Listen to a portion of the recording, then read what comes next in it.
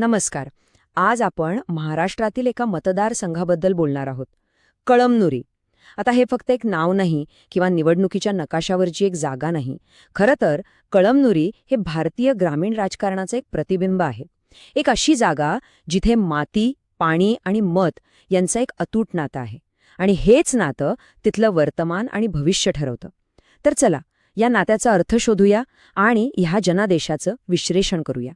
नकाशावर बघा, कळमनुरी मराठवाड्याच्या अगदी मध्यभागी.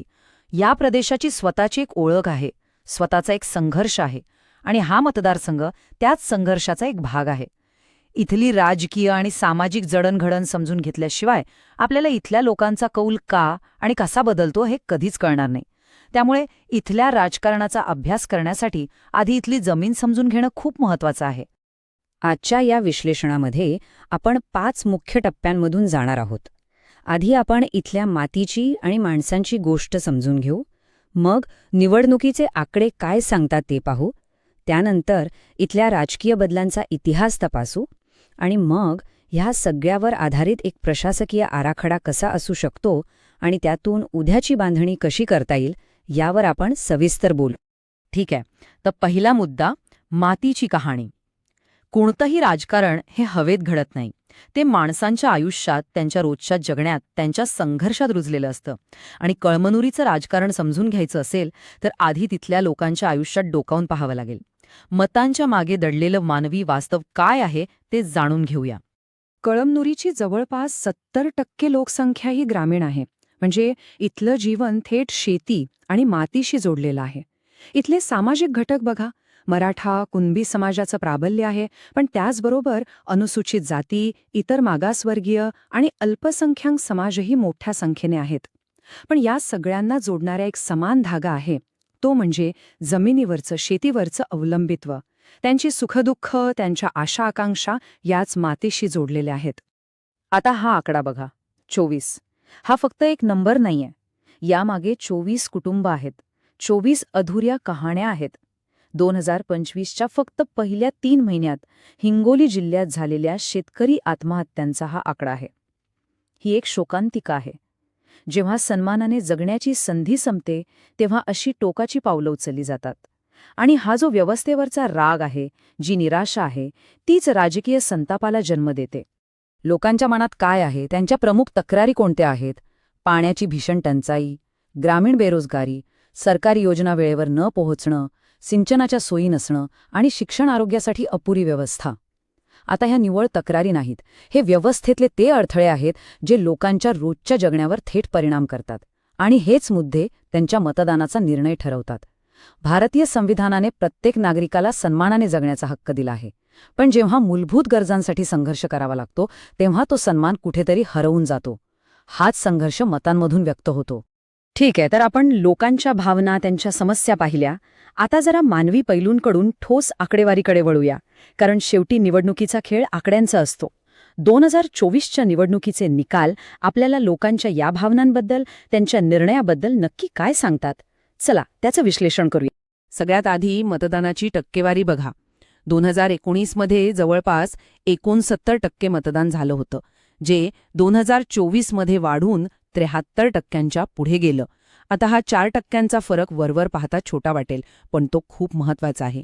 याचा अर्थ मतदार जास्त संख्येने बाहेर पडला. ही वाढलेली आकडेवारी लोकांची वाढती जागरूकता, व्यवस्थेकडून असलेल्या अपेक्षा आणि बदल्याची तीव्र इच्छा दर्शवते. आणि या निवडणुकीचा निकाल बघा. एनडीएचे उमेदवार जवळपास 49.7% मतं घेऊन विजयी झाले, तर एमव्हीएच्या उमेदवाराला 37% मतं मिळाली. म्हणजे विजयाचं अंतर आहे 12.65%. हे अंतर खूप महत्वाचं आहे, कारण 2004 नंतर कळमनुरीत झालेला हा सर्वात मोठा एकतर्फी विजय आहे. हा निकाल एक स्पष्ट संकेत देतो. पण प्रश्न हा आहे की हा बदल कायमस्वरूपी आहे की केवळ एका निवडणुकीपुरता?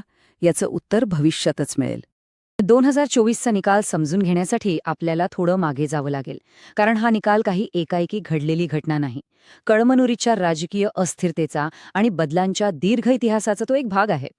इथला मतदार कौल कसा देतो त्याचा एक विशिष्ट आकृतीबंध, एक पॅटर्न आहे. ही टाईमलाईन बघा. 2004मध्ये शिवसेना, मग 2009 आणि 2014मध्ये सलग 2 वेळा काँग्रेस. त्यानंतर पुन्हा 2019 आणि 2024मध्ये शिवसेना. यातून एक गोष्ट अगदी स्पष्ट होते, कळमनुरी एक क्लासिक स्विंग सीट आहे. म्हणजे इथला मतदार कोणत्याही एका पक्षाशी किंवा नेत्याशी कायमचा बांधलेला नाही. तो कामाला महत्त्व देतो, जो काम करेल त्याच्या बाजूने कौल देतो. इथं पक्षापेक्षा उमेदवार आणि त्याचे परिणाम जास्त महत्त्वाचे ठरतात. आणि 2019च्या निवडणुकीचं गणित तर आणखीनच रंजक होतं. त्यावेळी जिंकलेल्या उमेदवाराला फक्त 39% मतं मिळाली होती. पण विरोधी पक्षांची मतं विभागली गेली होती. जर ती एकत्र असती तर ती जवळपास 58%च्या घरात होती. यातून एक महत्त्वाचा धडा मिळतो. विरोधी मतांमध्ये फूट पडल्यामुळे कमी मतं मिळवूनही उमेदवार कसा जिंकू शकतो याचं हे उत्तम उदाहरण आहे. आतापर्यंत आपण कळमनुरीच्या राजकीय परिस्थितीचं, तिथल्या समस्यांचं आणि निकालांचं निदान केलं. पण फक्त निदान करून थांबता येणार नाही. पुढे काय? संभाव्य उपाय काय असू शकतात? जर लोकांना खऱ्या अर्थाने सुशासन द्यायचं असेल, त्यांचा विश्वास जिंकायचा असेल, तर कोणत्याही राजकीय शक्तीसाठी एक पद्धतशीर रणनीती, एक आराखडा कसा असू शकतो, यावर आता आपण चर्चा करूया. याला आपण चतुर्मुख सिद्धांत किंवा 4 पिलर स्ट्रॅटेजी म्हणू शकतो. याचे 4 महत्त्वाचे स्तंभ आहेत. पहिली, तुमची निवडणूक रणनीती काय असेल. दुसरी, ती राबवण्यासाठी तुमची संघटनात्मक बांधणी कशी आहे. तिसरी, तुम्ही लोकांपर्यंत कोणता विचार, कोणतं कथानक घेऊन जाता. आणि चौथी, या सगळ्यासाठी लागणारी संसाधनं तुम्ही कशी उभी करणार. या 4ही स्तंभांमध्ये ताळमेळ असेल तरच यश मिळू शकतं. या चतुर्मुख सिद्धांताचा गाभा काय आहे? तो म्हणजे निवडणूक आणि कथानक रणनीतीमध्ये एक स्पष्टता आणणं. राष्ट्रीय पातळीवरच्या ध्रुवीकरणाच्या राजकारणात न अडकता आपलं लक्ष पूर्णपणे स्थानिक मुद्द्यांवर, विशेषतः शेतकरी आणि त्यांच्या कल्याणावर केंद्रित करणं. स्वतःची ओळख कृषी सहयोगी म्हणजे शेतकऱ्यांचा मित्र अशी तयार करणं आणि आम्ही काय बोलतो यापेक्षा आमचं काम काय आहे हे लोकांपर्यंत पोहोचवणं. पण चांगली रणनीती असून भागत नाही. ती जमिनीवर उतरवण्यासाठी एक मजबूत संघटना लागते. आणि याची सुरुवात होते प्रत्येक मतदान केंद्रापासून, प्रत्येक बूथपासून. प्रत्येक बूथवर एक युनिट तयार करणं, प्रत्येक समाजातून बूथ प्रमुख नेमणं, त्यांच्याशी थेट संपर्कात राहण्यासाठी व्हॉट्सअपसारखी यंत्रणा तयार करणं आणि सर्वात महत्त्वाचं म्हणजे युवक आणि महिला बचत गटांना या कामात सक्रियपणे सामील करून घेणं. यातूनच एक मजबूत संघटना उभी राहते. आणि हे करताना लोकांच्या व्यक्तिगत माहितीचा, त्यांच्या गोपनीयतेचा सन्मान करणं हेही तितकंच महत्त्वाचं आहे. तर आता आपण समारोपाकडे आलो आहोत. कळमनुरीच्या या संपूर्ण विश्लेषणातून आपण काय शिकलो?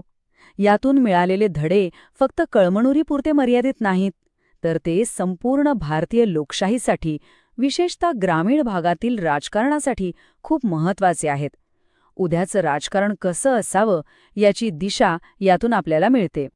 या संपूर्ण चर्चेचा सार एका वाक्यात सांगायचा झाला तर तो हाच आहे: मतदारांचा विश्वास ही वारसा हक्काने मिळणारी जहागीर नाही, तो रोजच्या कामातून, लोकांच्या सुखदुःखात सामील होऊन मिळवावा लागतो. विजय म्हणजे फक्त निवडणूक जिंकणं नाही, तर विजय म्हणजे लोकांच्या खऱ्या समस्यांवर खरा उपाय शोधणं. हाच कळमनुरीच्या मातीचा आवाज आहे आणि हाच लोकशाहीचा खरा अर्थ आहे. शेवटी मी तुम्हाला एका महत्त्वाच्या प्रश्नासोबत सोडून जात आहे. शेतीचं संकट, बेरोजगारी, संघटनात्मक कमकुवतपणा यांसारखी खोलवर रुजलेली आव्हानं, यावर केवळ प्रशासनावर लक्ष केंद्रित करणारी रणनीती खरंच मात करू शकते का, की यापेक्षाही काहीतरी अधिक करण्याची गरज आहे? या प्रश्नाचं उत्तरच आपल्या ग्रामीण राजकारणाचं आणि पर्यायाने देशाचं भविष्य ठरवेल. जर तुम्हाला लोककेंद्रित नेता बनायचा असेल आणि तुमच्या मतदारसंघाचा विकास करायचा असेल तर blueprintstrategies.ai शी संपर्क साधा. आमचा ईमेल आहे mgr@blueprintstrategies.ai किंवा आम्हाला 08040204160 या नंबरवर कॉल करा. राजकारणापलीकडचा उद्देश.